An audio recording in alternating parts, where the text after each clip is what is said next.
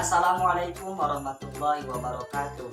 Perkenalkan, nama saya Yusuf Hidayat dengan nomor induk mahasiswa 12020080071. Saya dari kelas 2B Prodi Pendidikan Kimia UIN Sunan Gunung Jati Bandung. Dalam kesempatan ini saya akan melakukan praktikum mengenai sel elektrolisis, yaitu proses pembentukan patina pada logam tembaga. Sebelum melakukan praktikum, saya akan menjelaskan terlebih dahulu apa yang dimaksud dengan sel elektrolisis. Perlu teman-teman ketahui, elektrolisis merupakan proses kimia yang mengubah energi listrik menjadi energi kimia. Komponen yang terpenting dalam proses elektrolisis ini yaitu elektroda dan larutan elektrolit. Pada proses ini, reaksi dapat terjadi jika diinduksi dengan energi listrik dari luar. Dari penjelasan tersebut dapat kita simpulkan bahwa sel elektrolisis adalah sel elektrokimia yang dapat menimbulkan terjadinya reaksi redoks yang tidak spontan dengan menggunakan sumber energi listrik untuk mengubah reaksi kimia yang terjadi. Dalam hal ini, sel elektrolisis memanfaatkan energi listrik untuk menjalankan reaksi non-spontan. Selain itu, pada sel elektrolisis, katoda memiliki muatan negatif, sedangkan anoda memiliki muatan positif. Dalam hal ini tentu berbanding terbalik dengan konsep dan prinsip kerja pada sel volta. Adapun rangkaian sel elektrolisis hampir menyerupai sel volta, hanya saja perbedaannya yaitu voltmeter pada rangkaian sel volta diganti dengan baterai sebagai sumber arus listrik pada rangkaian sel elektrolisis.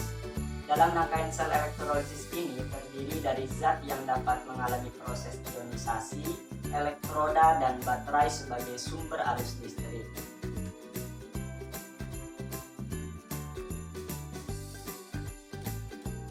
Adapun tujuan percobaan dalam praktikum ini yaitu 1. Untuk mengetahui pengaruh atmosfer terhadap pembentukan patina pada logam tembaga. 2. Mengidentifikasi reaksi yang terjadi dalam proses pembentukan patina pada logam tembaga. 3. Untuk mengetahui cara pembuatan patina dalam skala kecil dengan menggunakan alat dan bahan yang ada dalam kehidupan sehari-hari. 4. Menganalisis tahapan evolusi visual penampilan tembaga sampai terbentuk patina.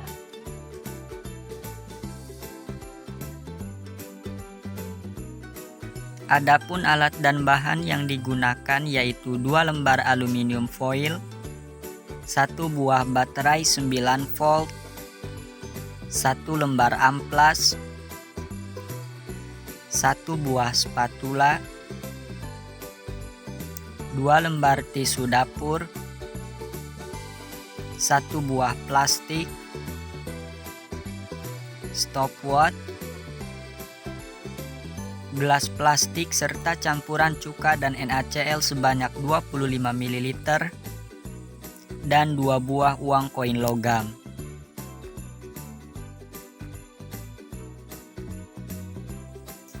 Langkah pertama yaitu siapkan alat dan bahan yang akan digunakan, kemudian amplas uang koin logam tembaga.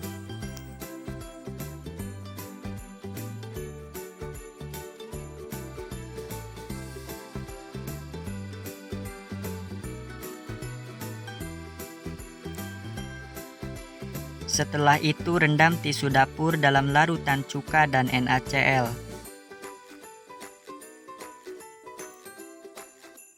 Selanjutnya siapkan aluminium foil dan letakkan tisu dapur tersebut di atas aluminium foil.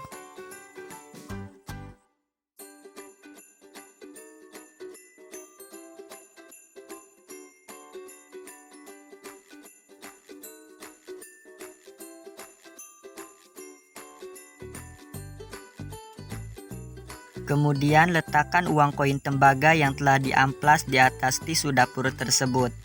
Siapkan baterai, lalu tekan bagian positif baterai ke koin dan bagian negatif baterai ke aluminium foil. Tunggu hingga 30 detik, kemudian angkat baterai.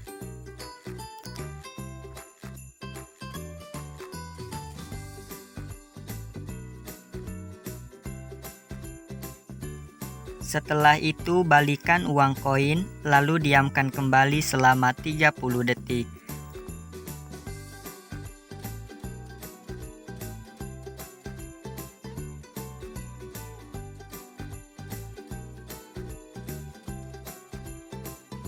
Kemudian diamkan kembali uang koin tersebut selama 20 menit.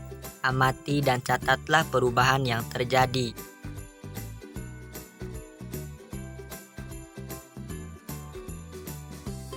Lakukan prosedur percobaan seperti pada percobaan pertama.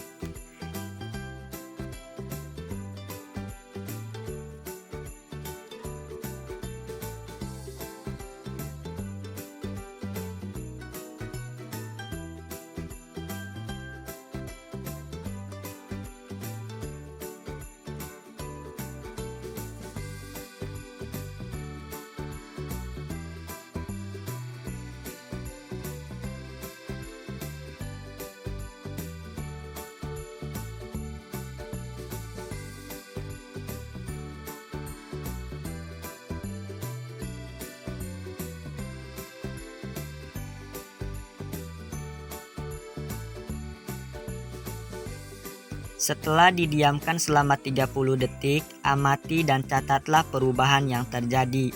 Setelah itu siapkan plastik, kemudian masukkan uang koin tembaga tersebut ke dalam plastik. Diamkan selama 20 menit dan amati serta catat perubahan yang terjadi. A few moments later.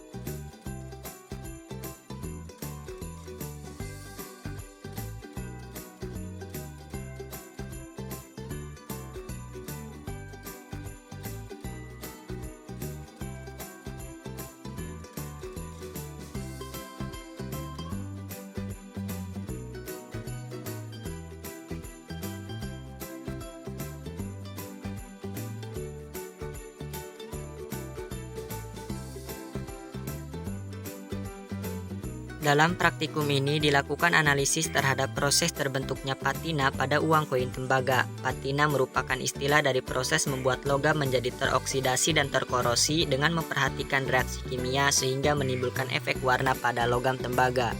Ketika bagian positif baterai ditekan pada uang koin tembaga dan bagian negatif baterai pada aluminium foil, terjadi pembentukan gas hidrogen melalui reduksi air pada permukaan aluminium foil, sedangkan uang koin yang bertindak sebagai anoda mengalami reaksi oksidasi.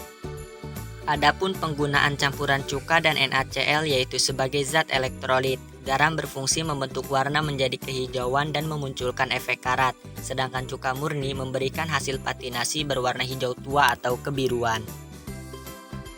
Setelah didiamkan selama kurang lebih 20 menit dengan perlakuan yang berbeda, perubahan warna pada koin yang terpapar udara cenderung lebih cepat daripada koin yang disimpan di dalam plastik. Hal ini membuktikan bahwa udara juga berperan dalam proses pembentukan patina.